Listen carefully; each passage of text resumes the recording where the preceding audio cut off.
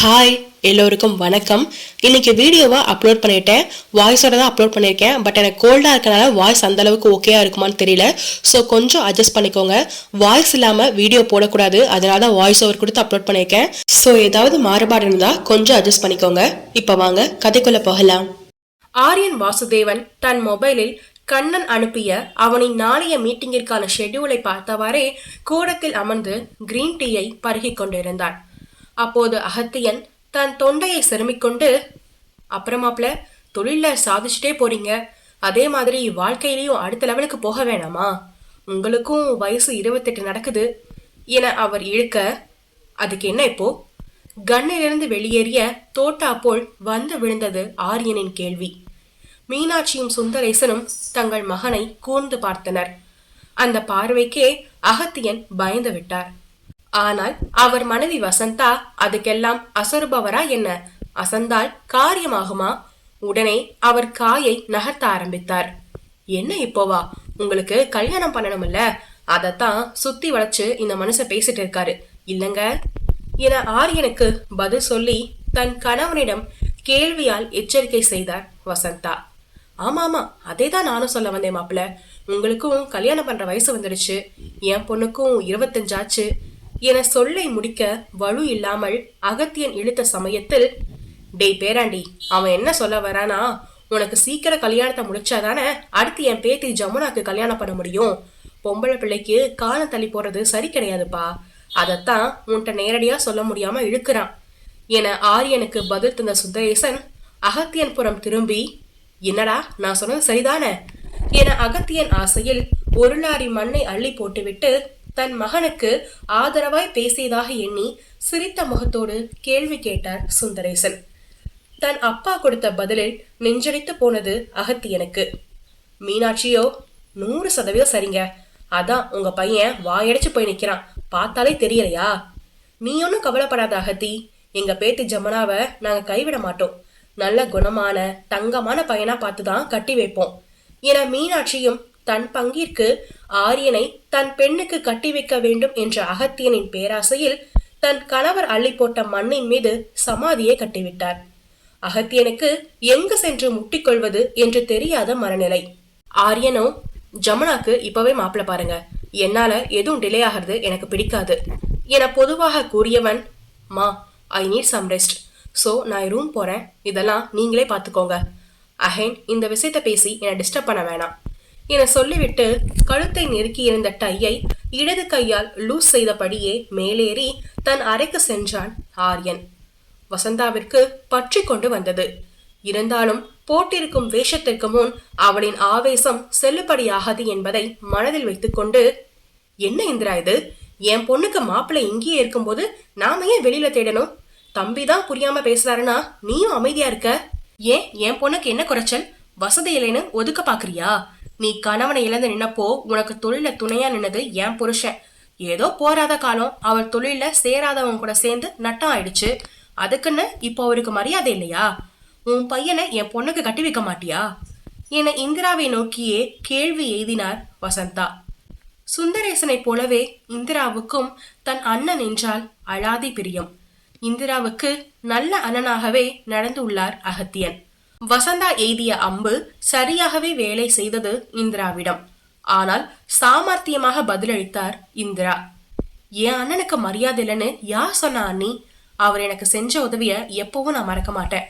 ஜமுனா எனக்கு மருமகளா வந்தா எனக்கும் சந்தோஷம்தான் என இந்திரா சொல்லவே இடை புகுந்தார் மீனாட்சி. இந்திரா என்னது என மீனாட்சி தன் மகளின் பேச்சை நிறுத்த பார்க்க, அம்மா நீங்க பேசாதீங்க, அதான் இந்திராவே என் பொண்ணு மருமகளா வந்தா சந்தோஷம்னு சொல்லிட்டால, வேற என்ன வேணும்? இனி நாங்க பேசிக்கிறோம் என தனக்கு சாதகமான பதில் வந்ததில் தைரியம் கொண்டு மீனாட்சியை எதிர்த்து பேசினார் அகத்தியன். ஏனெனில் ஆரியன் இந்திரா ஒரு வார்த்தை சொன்னால் அதை மீற மாட்டான் என்பது அகத்தியனுக்கும் வசந்தாவிற்கும் தெரியுமே.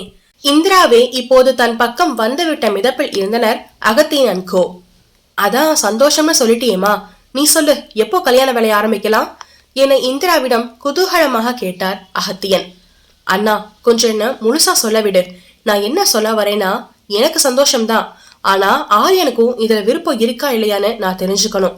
ஏன்னா வாழ போறது அவன்தான், என் சந்தோஷம் முக்கியம் இல்லைங்க என இந்திரா தெளிவாக கூற, அப்போதுதான் ஆசுவாசமாக மூச்சு விட முடிந்தது மீனாட்சியால்.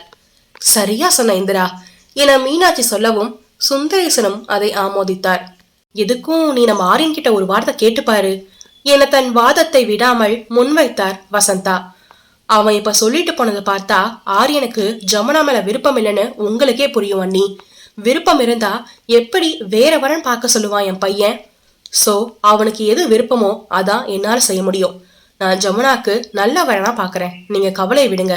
ஏற்கனவே அவன் விருப்பத்துக்கு விட்டுதான் ஒரு தப்பான பொண்ணை காதலிச்சு அவளும் ஏமாத்திட்டு போயிட்டா. இப்பவும் அதே தப்ப பண்ண போறியா என கோபமாக கேட்டார் வசந்தா. அண்ணி, அது முடிஞ்சு போன விஷயம், அத பத்தி இங்க யாரும் பேசக்கூடாதுன்னு நான் சொல்லியிருக்கேன். அதுவும் ஆரியன் இருக்கும்போது பேசவே கூடாது. இப்பதான் அவன் எல்லாம் மறந்து என் பழைய ஆரியனா எனக்கு கிடைச்சிருக்கான். இனி இத பத்தி பேசுறது இதே கடைசி முறையா இருக்கட்டும் என கோபத்தை வார்த்தையில் காட்டிவிட்டு அங்கிருந்து சென்றார் இந்திரா. அகத்தி, உன் மனைவியை கூட்டிட்டு அறைக்கு போ, இனி இந்த மாதிரி பேசாம பாத்துக்க என அவர்களை போக சொல்லி சொன்னார் சுந்தரேசன்.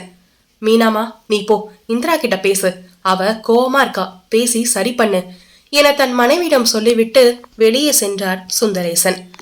தன் அறையின் பால்கனியில் நின்று எதிரில் தெரிந்த கடல் அலைகளை பார்த்தவாறு இருந்தார் இந்திரா.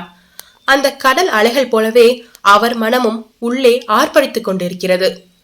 இந்திராவின் அறைக்கு வந்த அவளின் அம்மா மீனாட்சியோ, இந்து, அவ ஏதோ புத்தி கெட்டு போய் பேசிட்டா, விடு, நீ மறுபடியும் பழச நினைச்சு பார்த்து உன்னை வருத்திக்காத என சொல்ல, உடனே வேகமாக திரும்பிய இந்திராவோ, ஏம்மா, ஆரியன் அவளை மறந்திருப்பான்ல, அந்த வீணா போன காதலையும் மறந்திருப்பான்ல என பதட்டமாக கேட்டார் இந்திரா.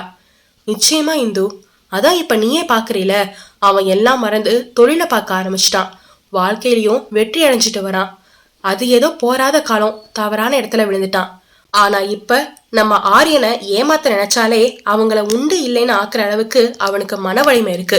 நீ இதையெல்லாம் விடு, நம்ம குலதெய்வம் கோயிலுக்கு போயிட்டு வந்துட்டு ஆரியனோட கல்யாண வேலையை ஆரம்பிக்கலாம்.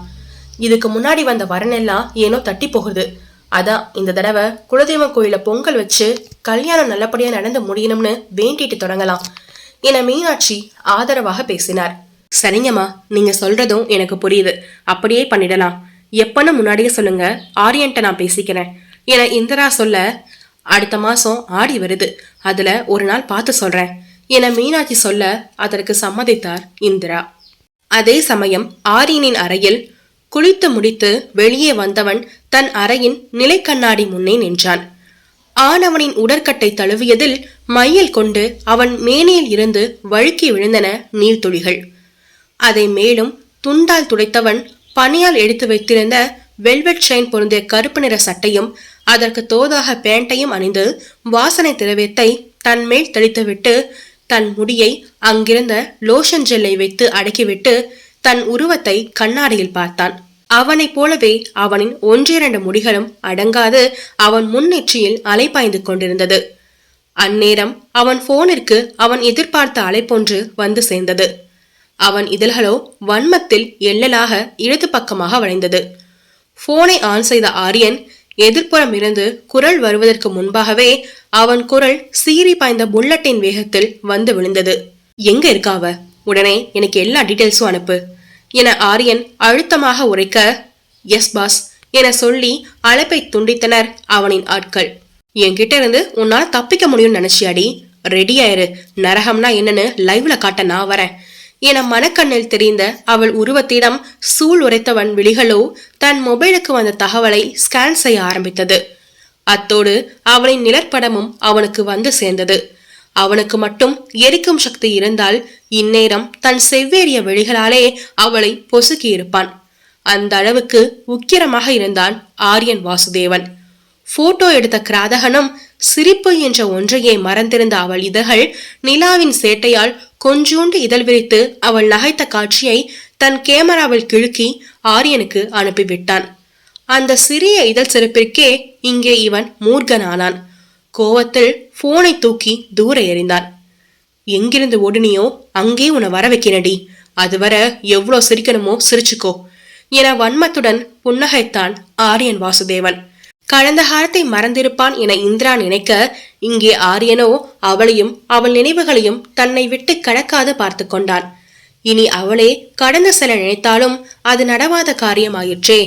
காதலின் தேவனாக இருந்தவனை காலனாக மாற்றிச் சென்றது அவள்தானே. காதலை அனுபவித்தவள் காதல் காலனையும் எதிர்கொள்ளும் நேரம் இது. மேல்வாளா இல்லை வீழ்வாளா?